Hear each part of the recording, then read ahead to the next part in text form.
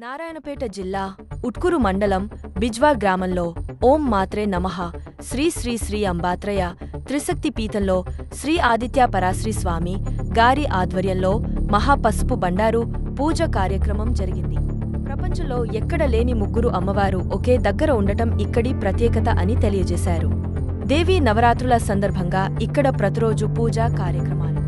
భక్తులు వేల సంఖ్యలో పాల్గొని విజయవంతం చేసి అమ్మవారి కృపకు పాత్రులయ్యారు. అనంతరం శ్రీ ఆదిత్య పరశ్రీ స్వామి గారు మాట్లాడుతూ ఇక్కడి అమ్మవారు చాలా శక్తివంతమైన అమ్మవారు, భక్తులు మనస్ఫూర్తిగా నమ్మి కోరుకున్న కోరికలు తీర్చే కరుణామయురాలు అన్నారు.